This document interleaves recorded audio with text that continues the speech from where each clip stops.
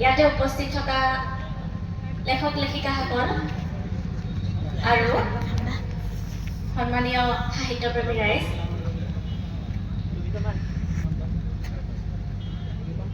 মই সৰুৰে পৰা লিখিছোঁ।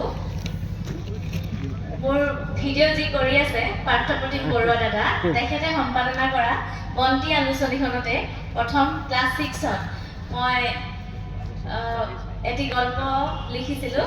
তেতিয়াৰ পৰা আৰম্ভ হৈছিল। তাৰপিছতে শিক্ষাগুৰু অনুপ্ৰেৰণা আৰু মা দেউতাৰ অনুপ্ৰেৰণা লিখি গৈ আছোঁ। এতিয়া যিহেতু মই যোৱা বছৰ এই সৰু কিতাপ এখনি সকলোৰে আবদাৰত উলিয়াবলগীয়া হ'ল, তাতে মোৰ অনুভৱখিনি আছে। তাৰে মোৰ নিজৰ প্ৰিয় এটি কবিতা মই পাঠ কৰিবলৈ ওলাইছোঁ। ঈগলৰ দৰে যি বহিকা,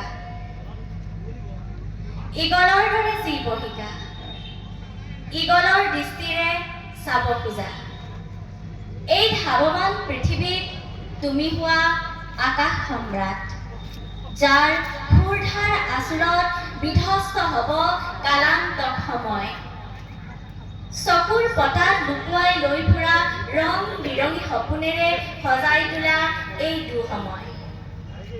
হয়তো তুমি নাজানা, তুমি নিজে নিজক ভাঙিব পাৰা, নিজেও নিজক গঢ়িব পাৰা।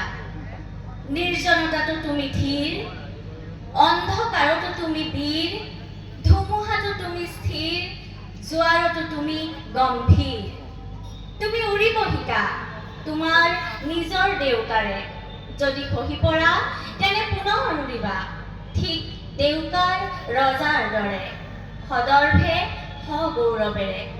তুমি বিচৰণ কৰিবা সুদূৰ দিগন্তত, পৃথিৱীৰ পৰা তুমি সৰু সৰু বিন্দুৰ দৰে জিলিকি উঠিলেও তোমাৰ প্ৰভাৱত উজলিব পৃথিৱী।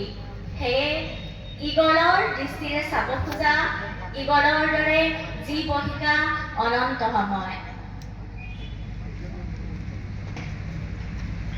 ঈগলৰ দৰে জীৱ শিকা, ঈগলৰ দৰে চাব শিকা। খুব দুটা সংক্ষিপ্ত বাক্য